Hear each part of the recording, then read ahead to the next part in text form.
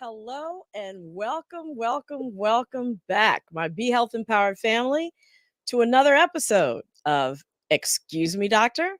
My name is Dr. Melissa Clark. I am delighted to be here with you. And of course, my Be Health and Family Empowered family knows me as Dr. Mel. And so if you are a newbie joining for the first time, of course, please call me Dr. Mel. And please know that we are here each and every week specifically to make sure that you have the health information that you need to make wise health choices, not just for yourself, but also for your family and for your community. If you're watching us on Facebook, please go ahead and hit that like button. And if you happen to be on YouTube, please hit that subscribe button. We really appreciate you for it. And of course, we're here to answer your questions. So I know you're here to tune in for the incredible topic that we have tonight. Make sure you put your questions and comments in the chat as we go through the show. And as you know, my incredible co-hosts are going to make sure that you are heard. And speaking of them, I have to make sure that they are right here with me. So, Miss Lila Mays, Mr. Wayne Bruce, come on through. Howdy. Hey. Hey. Hey, how you doing, Dr. you Mel? doing? I'm doing great. I'm doing great.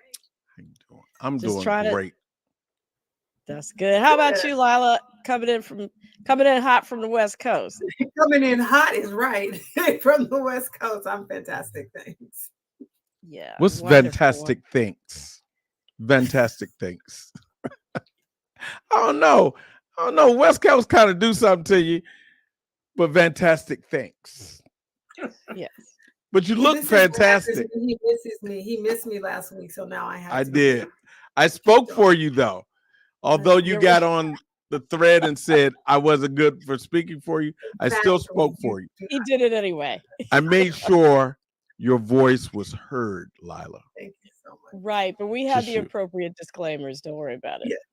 Thank you. You had disclaimers. We are so glad that you're back this week. We are. Me too. We are. Me too.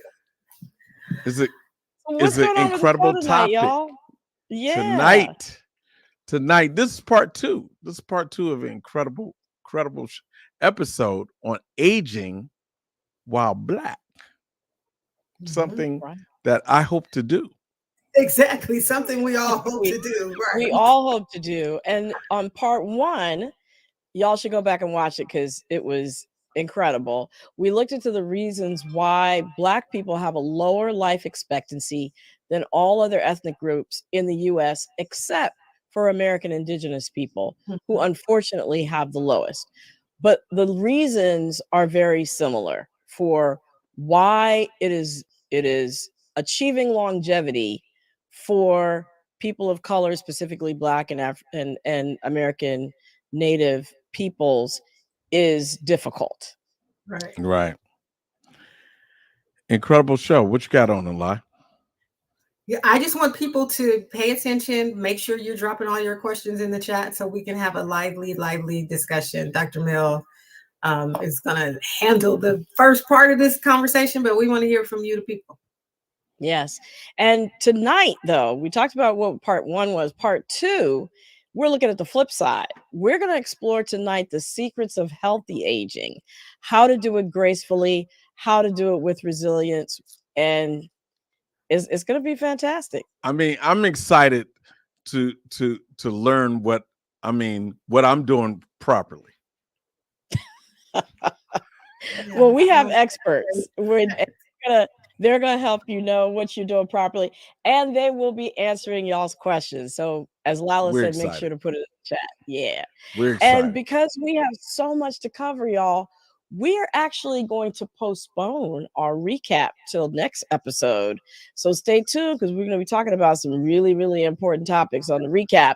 But today we are going to get right into the show. So Wayne and Lila, we're going to see you in a little bit. And we're going to move into this talking about aging. And it's what we get to do if we are blessed. And we're bringing you part 2 about aging gracefully, featuring a senior who has cracked the code, so to speak, and is living her best life. We're going to feature her and her story. Her name is Chef Babette Davis. She is a vegan and raw food chef, a fitness enthusiast, and owner of the plant-based restaurant Stuff I Eat in Inglewood, California. She is also the author of the dessert cookbook, Cash In on Cashews, and she has a podcast available on Apple Podcasts, Spotify, and YouTube. Welcome, Chef Babette. Thank you so much for joining us. Thank you. Happy to be here. Yes. And we have a medical expert as well. We have Dr. Catherine Toomer. She is a board certified family medicine physician with almost 30 years of experience. And as such, she is well versed in topics from conception to aging. She is also a hypnotherapist and an NLP practitioner. I'm going to have her tell us what that is. And she specializes in weight loss and wellness. She also hosts her own weekly live Dr. Toomer talk show. And for those of you tuning in on blackdoctor.org to see us, she is also on blackdoctor.org. So welcome, Dr. Toomer. Thanks so much for being here. Thank you for having me. All right, so let us get into this fascinating topic. So I'm going to start with you, Dr. Toomer. How did you get interested in wellness medicine and aging? Because I almost died. And that's the simplest way of putting it. Wow. When I was 36, at the time I was class 3 obese, an insulin-dependent diabetic, and a month after my daughter was born, I went into congestive heart failure. Oh my goodness. And I was told at the time I had about a 50% chance of living 5 years. And I already knew I came from a family that if we didn't take care of ourselves, we did poorly. My father had already shown me he was an example of if we did take care of ourselves, we could live longer. And so I knew, I mean, if I wanted to see my babies grow up, I had to do something. And so, but no one would touch me. What I had was not well known. There was, the mortality rate was so high that, everyone just focused on your heart. So what I did was create my own program to save my own life. And that meant having to focus on what I used as a biopsychosocial approach to getting my life back.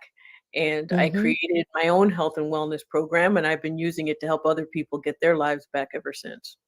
Wow. And what is NLP? I know it's neuro-linguistic programming, but break it down for us. What neuro-linguistic programming is essentially is reframing.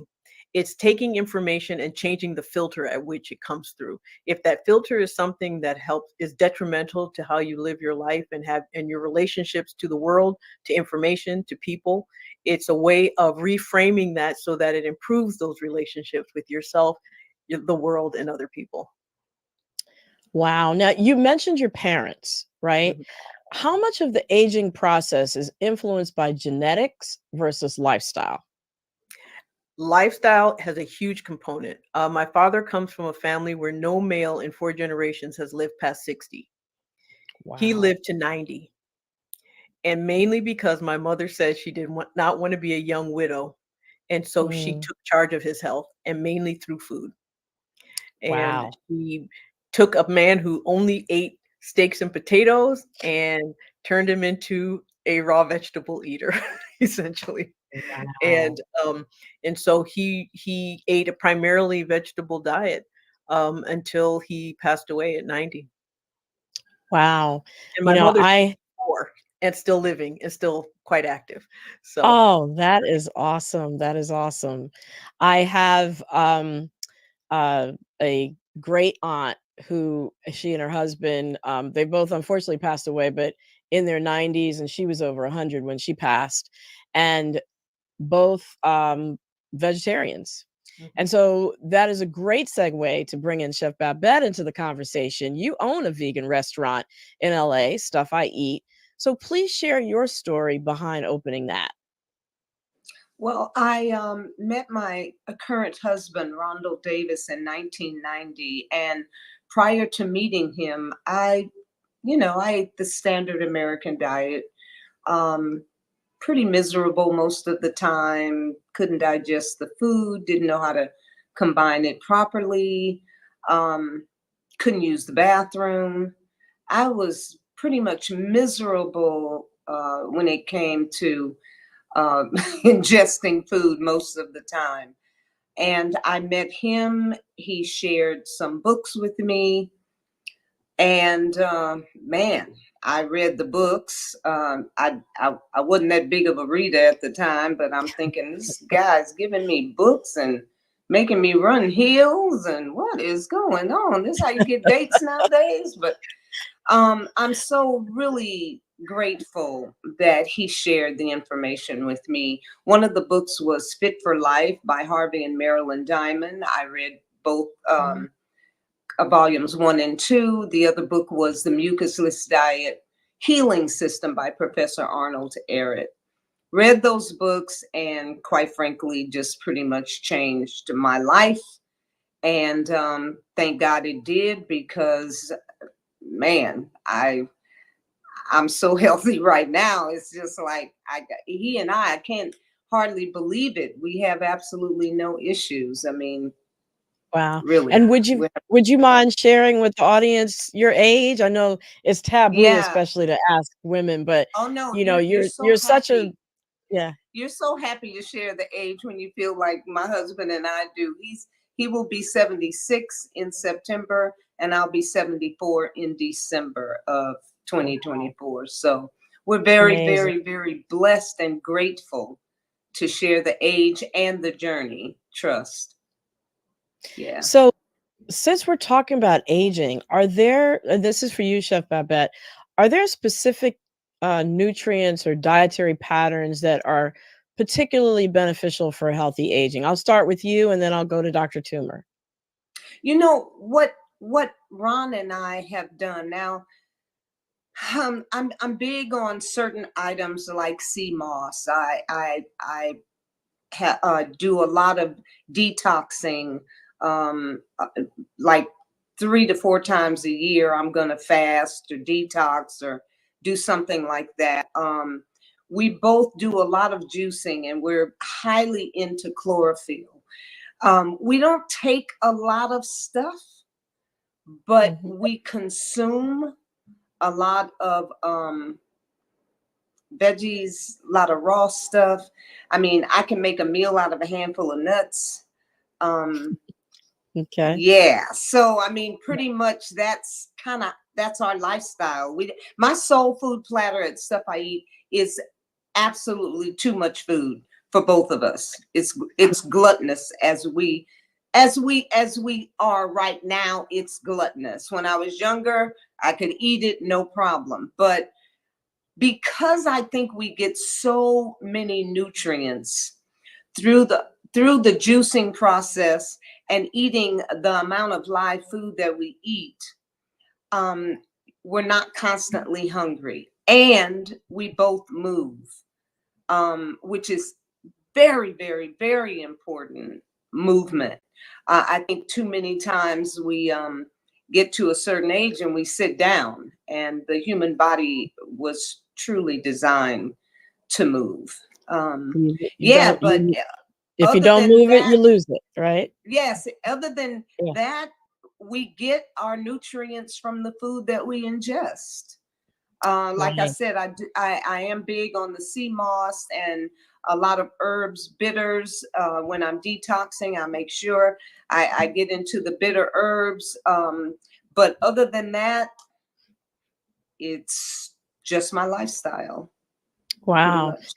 And Yeah. you look amazing. And Dr. Thank you. Toomer, yeah, Dr. Toomer, you said that you went on an incredible weight loss journeys. I know that there were many components to it, but can you talk a little bit about your food journey and, you know, are there, from a medical perspective, specific nutrients or dietary patterns that are particularly beneficial for healthy aging? Yes. Essentially, eating as close to the food source as possible. If you can recognize it, then it's better than if you can't. Our body doesn't know what to do with processed food. And when our body doesn't know what to do with something, it stores it in fat until it can figure it out. So even if you're not eating something that would normally consider fat producing, your body will turn it into fat just because it doesn't know what else to do with it. And so the more natural, the better. So And let's pause on that, on processed food. I once heard somebody describe processed food generally as anything that comes with a label on it that has ingredients, essentially. So things that don't have to have a label with ingredients tend to be natural, tend to be what you should be focused on. Is yes, that a good summation? good summation. Right. Exactly. And so what I did was I was an insulin dependent diabetic, which is essentially controlled meal to meal. And so Mhm. what I did was I just dropped anything that got turned into sugar in my body, which is really any starch or any carbohydrate, and focused mainly on protein. Now, my husband, who when I met him was a vegetarian, I myself was not. And so when I could no longer function, he did all the cooking. So I became a vegetarian too. And that essentially reversed my diabetes. Um, I had helped my father reverse his diabetes and then didn't do it for myself. And so Mhm. within 6 months, I was off insulin. My weight had dropped naturally. Um, I'd lost the first 60 of my 100+ pounds. And that was just simply, and I couldn't exercise because I was in heart failure. So it was all from diet. Wow. Now I noticed that you mentioned, protein. Um, what about protein intake and muscle loss as we age? And because I think you all have sort of 2 different sort of approaches to that. So I'm curious to hear, let's start with you this time, Dr. Toomer, and then go to Chef Babette. Well, I tend to meet people where they are. And so if they're meat eaters, I try to get them to eat as cleanly as possible within that realm. But Mhm. I do prefer plant-based proteins. And we have several that we can use, or taking combinations of grains and greens and making a protein out of that. Mhm. And so that I encourage that quite a bit. Um, and so that is mainly what I focus on, and muscle production at the time. So muscle production, you start where you are. The earlier the better. And so if you're young, build as much muscle as you possibly can. We will lose some, but we don't have to lose that much as long as Okay. we're consistent and we maintain it. My mother's 94, still does her stretching exercises. She does her band work. She does her legs. I mean, every Ah, single day. Her bicycling in her wow. chair, and so you can maintain that muscle even Right. well into your 90s, into your hundreds. And But you I have just to wanna start where you are. Yeah, I just wanna pause on those examples that you gave because I think they're excellent examples of ways that seniors don't have to do high impact things. Mhm, Band work, that's resistance, which mhm, builds muscles. I think you mentioned bicycling in place. mhm. Yeah, and She does a lot stretching. of punching. She does her All punching exercises. Yeah. Right, right. All not high impact, activities that are very achievable. So I think that's excellent. I didn't mean to interrupt you, but I wanted to really No, highlight that piece. that's fine. I get Yeah. understand. But yes, and so really the main thing though is we tend to have this all or nothing mentality where we have to do everything into the to the extreme. The internet Mhm. hasn't helped with that. I mean, we do have outliers and we will always have outliers, but we are all are not outliers. We're not all Olympian. We're not all, in a position where we can become, you know, bodybuilders at 85, even though we've seen it. Um, but we can do the best we can within the situation that we're in. If we're doing nothing now and we do something, it's always better. Yeah. Now, Chef Babette, you mentioned that, on your dates with your husband, he had you running up hills. So what are you what are your what is your physical routine like now? Well, I still will hit a heel every now and then, thanks to him. Uh-huh. I met him when I was 39 years old, about to turn 40. So the first date was we went up to Griffith Park, and it has a lot of inclines, and he ran the whole thing backwards, and I'm struggling walking this thing, and I'm thinking to myself, this is how you get dates nowadays, and but afterwards, and watching him run that whole thing backwards, I thought to myself, one day I'm going to be strong enough, perhaps not, I mean, to run this thing maybe at a walker's pace, but in a running mode, and I can do that right today. Meeting him was really, really changed my whole human experience. Uh, And now I did do a goof, and this is extremely important too, especially for those people who have not been moving, and now you know what, you get this spark and you feel like, I want to get out here and I just want to start working out. Just remember, that's all good, but to stay in your lane. Even for people like myself, I busted my knee 2 days before my 73rd birthday, which was December 5th. I stepped out of my lane. I hadn't been on a treadmill in a while, and at least a year or two. And I did my 45-minute spin, and my ego told me I should go get on a treadmill because I used to run an 8-minute mile. I get on the treadmill, turn it up to 7, sprint. Then I go into the workout room with my trainer. By the time I get to the restaurant and bend down, my right knee cracks 3 times. Ooh, And wow.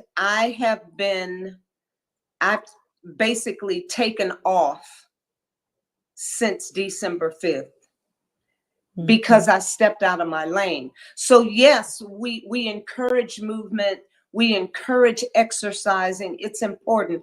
But if you're not a runner, please don't start your first movement trying to run on cement.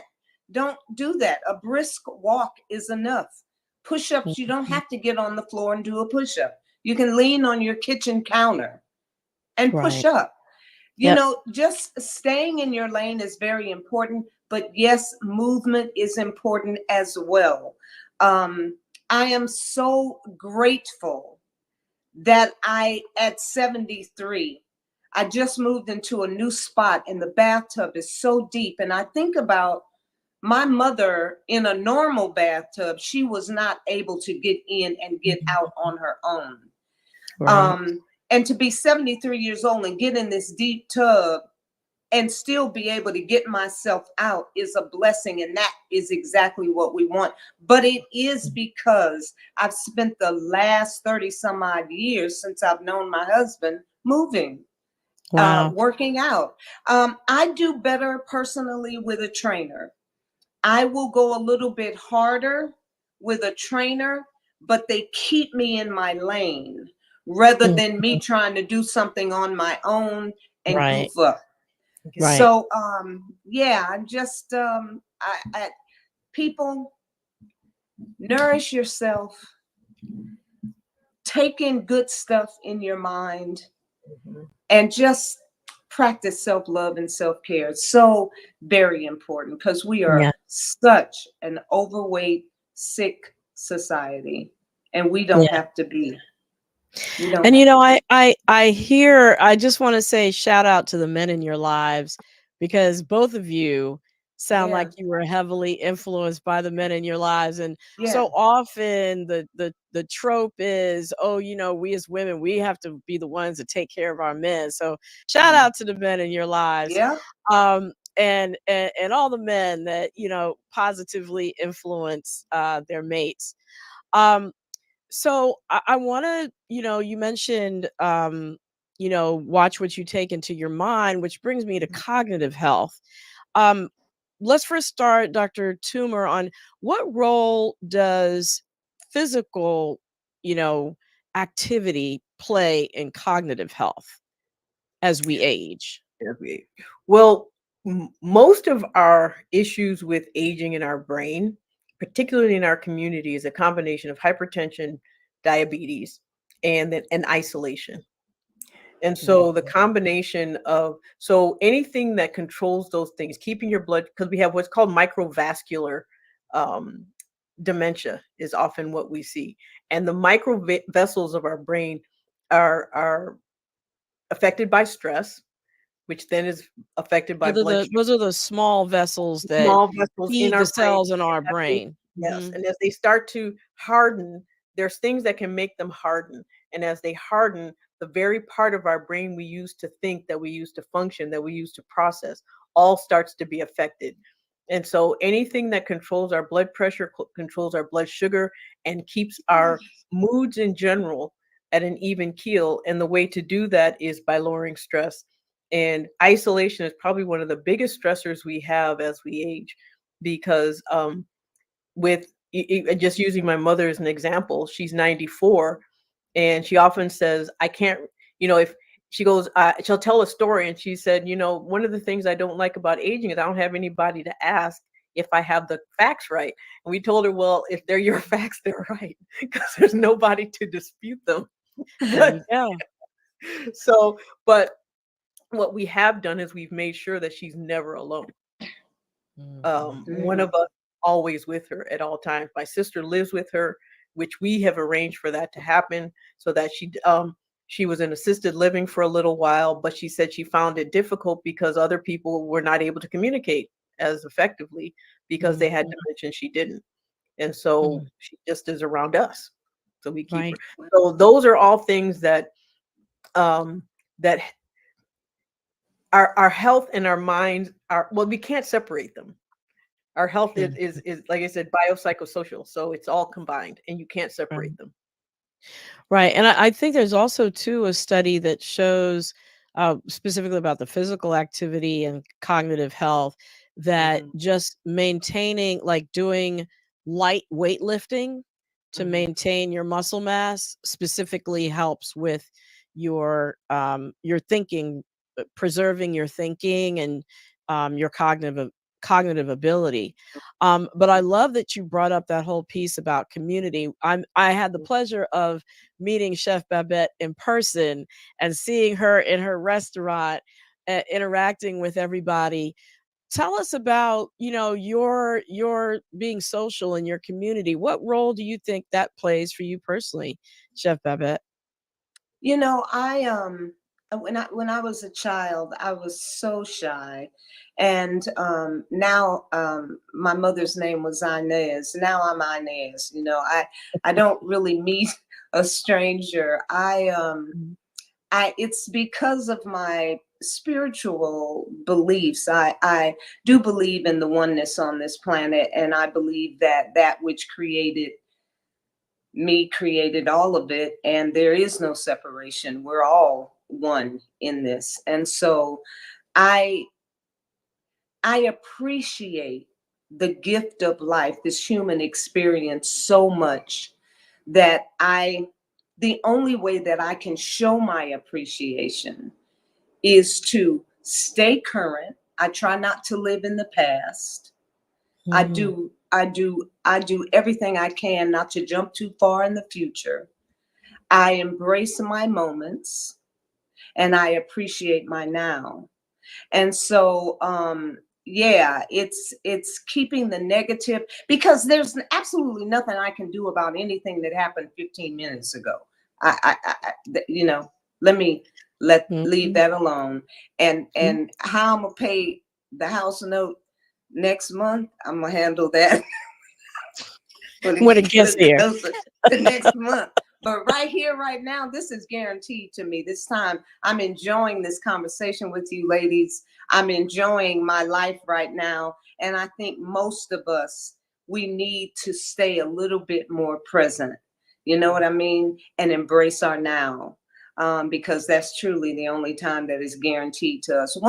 Once I began to understand that, And I understood there are just certain energy I care not to surround myself with. Some energy I just don't want to be bothered with. Another thing that I've learned at my age of 73 right now, I do spend a lot of time alone. My daughter lives in another state, grandkids are all over the place.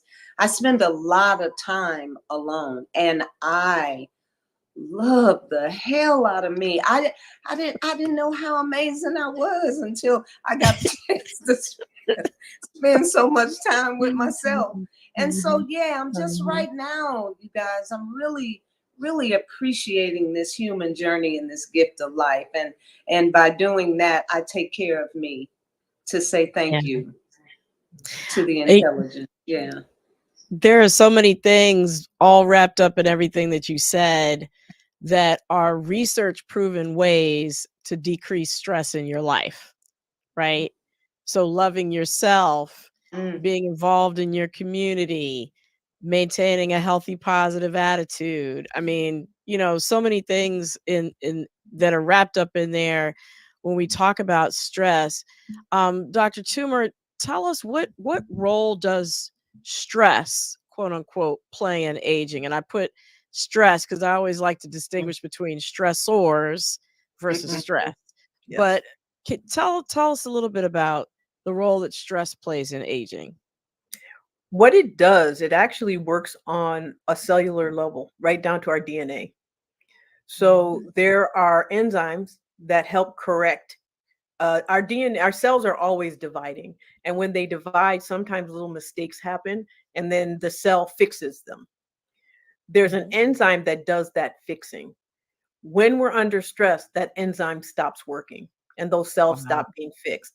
And that's one of the reasons why cancer rates go up under stress. It's another reason why we age, our hair changes, we go gray faster, our skin loses its elasticity, mainly because as those cells divide, they can't fix themselves as well because of stress.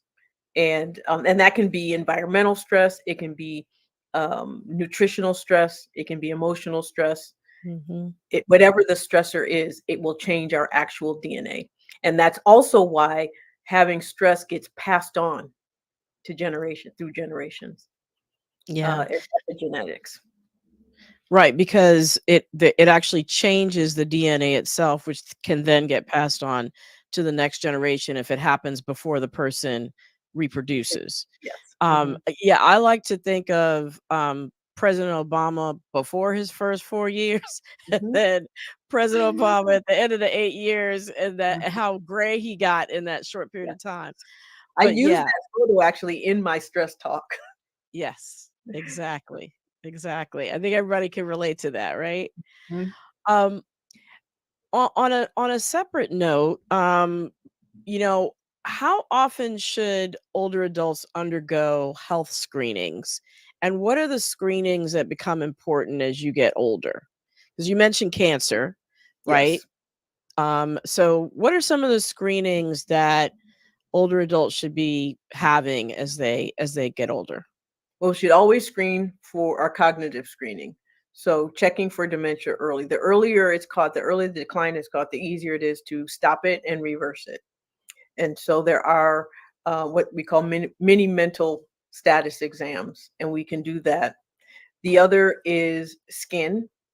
Over time, because of the level of exposure, we often feel that our melanin protects us from cancer, and it doesn't. We can still get melanomas, we can still get other types of skin cancers. So that's really important to get screened and not to ignore any skin lesions that just won't heal. Always being checked for diabetes, hypertension, any type of cardiac screening, making sure that we don't have heart disease, eyes, our vision, our hearing. The reason hearing and vision are so important is simply because they're isolating if they start to deteriorate, and that makes us deteriorate even faster. The other Right. is anything that will affect our mobility. So because you want to maintain your independence, so checking for arthritis, any type of inflammatory markers, anything that any mobility screening is actually very important. And then of course the cancer screenings like mammograms, colon checks, prostate for men. Those are always the most important. And then really any symptom that just doesn't seem right, if you ever ask yourself the question, should I get this checked? The answer is yes. Great. That's an excellent summary. Chef Babette, what advice would you give to, say, people in their 50s and 40s and 50s as they prepare for healthy aging? I think something that is extremely important and is to have a knowledge of what one should actually ingest as part of the human species. I think for me to say, oh yeah, the vegan lifestyle is great, you should do that, that does absolutely nothing for you. You need to understand why you eat what you eat. You need to have a knowledge of that. Otherwise, I just don't think it works out that well. The only reason I was able to transition at age 39 is because this man gave me 3 books. That's how we started. He didn't just feed me a vegan. By the way, he did feed me my first vegan meal on that day too. But he didn't just feed me the vegan meal. He gave me information that was going to give me knowledge, and knowledge is power. And I have not stopped seeking the knowledge. I'm learning every single day. Now, I do want to address something that the doctor just addressed. Ron and I are really naughty as it pertains to getting these checkups with the doctors. And I didn't have a primary care physician until, at the end of the year, if you're in your 70s, they'd be like, maybe you want to sign up for this. And I went ahead and I have a primary care physician. I have not met them yet. We don't get sick, he and I. And so we've been really naughty about just going to get the test. Just go get the test. No matter how you plan on handling it, if you find out anything, but at least get the test so you have knowledge of what's going on. I know I'm supposed to do that. I do know I'm supposed to do that. And we're gonna get better. Ron and I are gonna get better. But I don't even know what you asked me, but yeah, I felt so bad when she was talking about that. I was like, ooh. It was advice that you give to people in their 40s and 50s. And you definitely hit it about know what you're putting in your body. And I think it's so when important.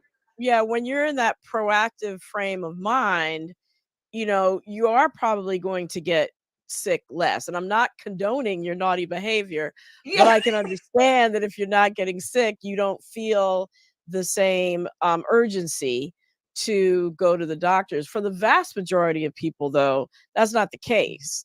And things start to crop up as early as in your 30s and 40s for some people, depending on the lifestyle and the choices that they have, but we and live the on the stressors planet. on them. We live on a planet with dirty air, dirty water. Yeah, it doesn't have anything to do with what I'm ingesting purposely. But what about my environment? I can't control all of that. So really, the advice that the doc gave, go get the checkup. And it's important. It really is important. I'm gonna be better. I promise. So we have like 1 more minute. Really? I want to just no, we're gonna have the audience come in and ask y'all questions. So I mean, just in terms of just the 3 of us hanging out, we're gonna have some more folks join us. But I just wanted to see, does either of you all have a common myth about aging that you frequently come across, and can you myth bust for us? Okay, Doc, you go. The biggest myth I hear is you have to slow down, and that weight gain and chronic disease is inevitable. It's not. You can stay, one of the things that, and I can tell you, one of the I remember my father asking me when I started med school. I hope I'm not. Hope I'm not losing you because of my Wi-Fi. Um, has asked me in med school is how could he stay healthy? And one of the parameters I told him was to stay within 10 to 15 pounds of what you were at 21. Keep your blood sugars under control, control your blood pressure, and move every day and watch your moods. And he said, okay. And then my mother said, well, what do I have to do to make sure he sticks to that? And so I told her, and he lived to 90. Wow. That's beautiful. And that's one of the reasons I started off the very first question at, genetics versus lifestyle. A lot of people believe, this happened to my father, brother, sister, whatever, it's going to happen to me. And that's definitely not necessarily true. The majority And of the can I time. add one thing? Mhm. Our genetics are what they are, but our genes get switched on or switched off based on our behavior. There you go. And so we can, even if we are predisposed for certain things, we can prevent some things just by how we act and what we By do. the choices we make. Yes, absolutely. Well, we have to bring the audience in, y'all. And to do that, that's Lila and Wayne's job. I'm going to ask them to come on back with us on camera and let us know what is going on in the chat. What are y'all seeing in terms of questions from the audience, comments from the audience? Come on back in. I think they're being shy. Are y'all being shy out there? There we go. There we go. Not What being y'all shy got at for me? all. Okay. I know, Just unlike working either on of you. something. Can you hear me? Yes. I've never been one to be shy, Dr. Mel. Never. Yes, I know. And neither is Lila. Lila, what do you have? There are lots of questions, and I'll take some Facebook questions. Let's see. Vaughn Smith. Where did it go? I just lost it. She says, I am fond of seeds in my salads. Do you have any particular nuts that you favor? That's for Chef Babette first, and then Dr. Toomer. Oh, any particular nut? I'm not allergic I know to you any love nuts. cashews. I love cashews. You know I do. I know That's you what my book's about. But yeah, I love pecans a lot. I really, really, really love and pistachios. You know that they've snatched the pistachios and roasted them. You can get them in every flavor on the planet in them little bags, But with the my salt and preference- vinegar on them. yeah. My And the little preference is bags. my preference is a raw nut, and it's really I'm loving the what did I tell y'all just a second ago? Yeah, them Pecans. pecans. And I love pecans. That's my favorite nut. That's our right now. southern nut. Yes, That's love it. But I think And I any prefer nut them is raw. great. I prefer them raw. Yeah. okay. So we have another question from our producer on the West Coast, Rhoda Lawrence, is a raw diet better for you than vegetarianism? What are the benefits of a raw diet? Well, either one of us. Go ahead, Doc. You. I was going to say, one of the benefits of eating raw foods is the roughage and the fiber. When you cook something, it breaks it down already. And so what that does is it takes away some of the benefit of what your body can do. And so eating something raw gives your body what it's naturally supposed to do. And when it acts like it's naturally supposed to, then it functions like it's naturally supposed to. And so eating raw food. Now, that's not to say, some people are like, I can't do that. So one of the things that I always recommend is just start with one meal. If you just start somewhere, even if it's just one meal a day. And then what's going to happen, you'll start feeling so much better. It will start driving you to have 2 meals a day, or at least combinations of things. So even if you have some things that are cooked, have something that's wrong, which is why salads are such a popular thing to have with meals, because that crunch, that roughage. And just to go back a little bit, my favorite is raw almonds and pumpkin seeds because of the high protein volume. Yeah. I make a Pumpkin. mean massage kale salad with pumpkin Yes, seeds. yes. You do. Those do. are- You do. Man, You yeah. do. You Well, do. Let me tell you. I believe. Go ahead, Doctor. Go ahead, Chef. I believe that the molecular structure of anything that's um, um, you have too much heat, it's going to change the molecular structure of it. And so I am life. So if I can pick my food right off of a tree, I don't need to go and add heat to it. I'd rather have whatever nutrients, whatever I can get from that apple in its natural state, let me get it. Those are the nutrients when I talk about eating life. That's what I'm talking about. I'm talking about the energy left in that food. I'm talking about the fact that I have not subjected it to temperatures higher than 115 degrees Fahrenheit, which changes the molecular structure. It changes the food. So yeah, live food, I'm just, and you said it, salad.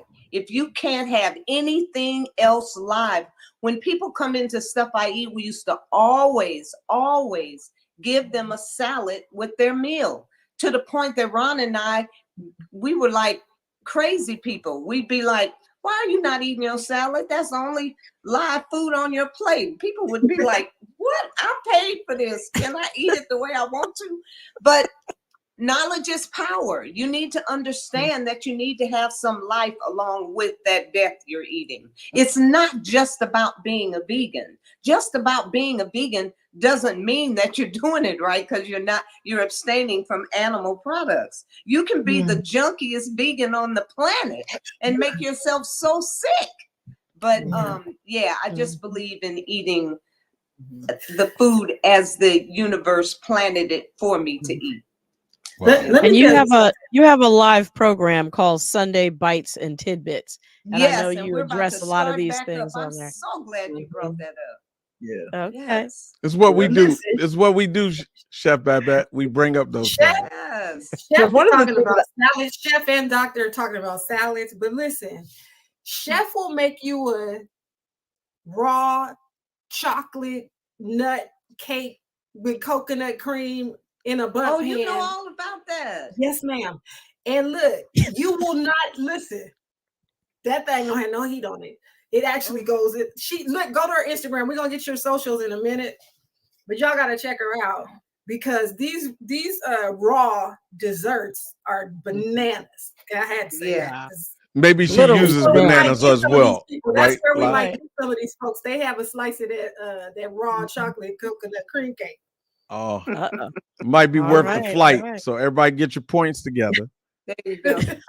Head on out to Inglewood specifically, Inglewood. not just LA, Inglewood. So we have another question from D-Man Entertainment.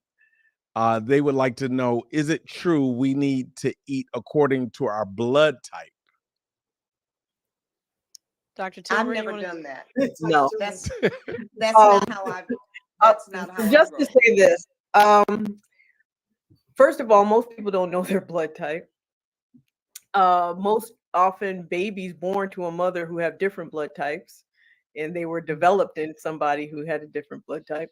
One and two, we've lived for millennia not knowing a lot of the things that we're claimed to need to know now, and we've survived it. And mainly because we ate intuitively. We avoided things that caused us harm, and we ate things that made us well, and we avoided poisons. And that's essentially all we need to do even now.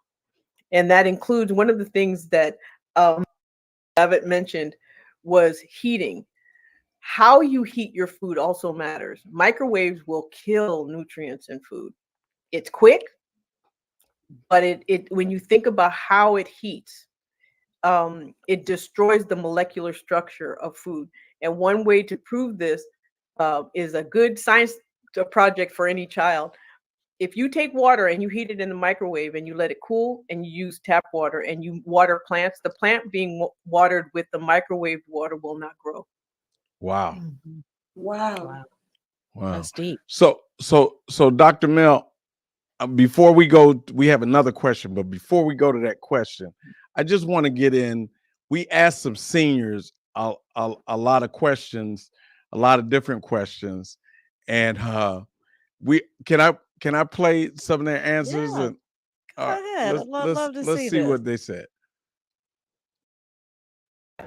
My name is Patrice Grace. I am 73 years old and I will be 74 Christmas Eve. I'm Dr. Robert Fullilove, and I'm 80 years old. Berkeley Milner, 90 years old. I have outlived two of my brothers. I've outlived my parents. I believe I'm the oldest Fullilove since my grandfather, who was born in 1882, to be this age. Because we had family that was 104 and 100 and I don't want to say that it's entirely genetics. Some of it I think is just dumb good luck.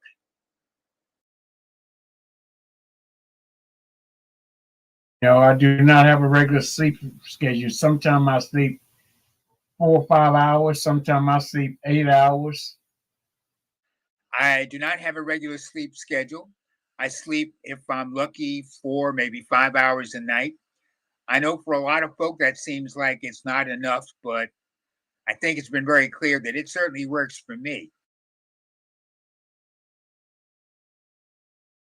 One, drink a lot of water. All types of veggies. Well, veggies and no meat, but a little chicken and turkey occasionally. I'd like to think that it has really worked very well, and my cardiologist is really quite pleased with how well I've maintained myself over the course of these past 2 decades. What I do know is that I don't have an interrupted sleep that is basically a function of having a lot of worries. I think I sleep through very soundly. I think I have that. Eat well, eat well. And I haven't eaten red meat in 45 years. And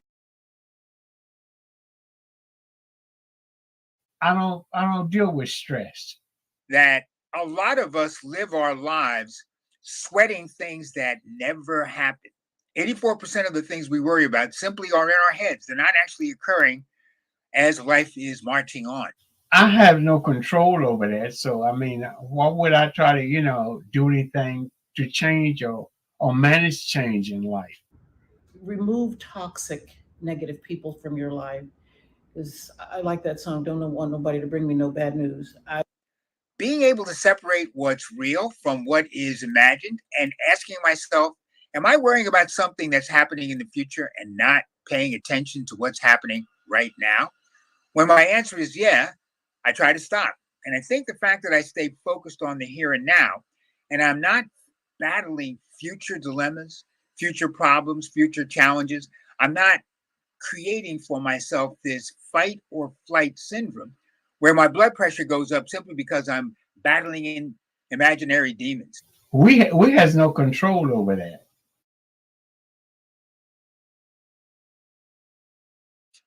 But my regular checkups with my cardiologist have been occurring every 6 months.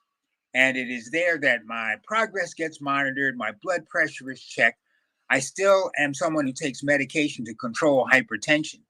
But largely over the last couple of years, I've cut down from 4 meetings a year to just 2. How often do I visit my doctor? I only visit my doctor if they set up an appointment for me to visit, because otherwise I don't deal with doctors too tough. I think the most important one is find your joy, whatever that means to you. Fun. Laughter, a really good, solid belly laugh is, I believe, one of the ways in which people relieve stress.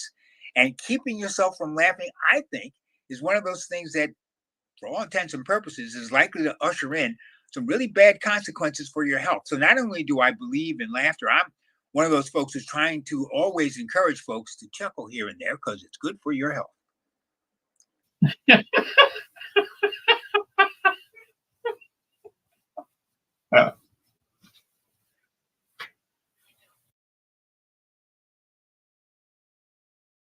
Find your joy, whatever that means to you. Find your bliss, your happiness. Take care of your heart, your health, and your mental state.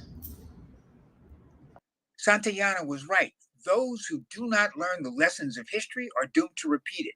A knowledge of the past, it seems to me, is a really important precondition for making sense of the present, and it's certainly essential for planning for the future. Know what came before you, and the chances that you'll continue in the best way possible, I think, will go up dramatically. First of all, mind your own business. Don't be in other people's business. And just be positive. Think positive. Amazing. I got some good belly laughs in there with all of that. I want to thank each of those amazing seniors, 73 years young, 80 years young, 90 years young, for indulging us and passing their wisdom on. That was amazing. Do we have time for one more? One more. Oh, I'm sorry. I've got Lila. You want to take it? I'll start with Dr. Toomer first. What is the biggest difference, would you say, between the diets of cavemen and now, and why those diets are the diets now are so detrimental to health? Well, partly because when cavemen were eating, they ate raw meat, but they also ate in feast or famine. So they either had a lot of food and then they starved. So the people who were able to take that food and turn it into fat lived longer than those who were able to take that food and weren't able to turn it into something they could store. It worked then. It's maladaptive now.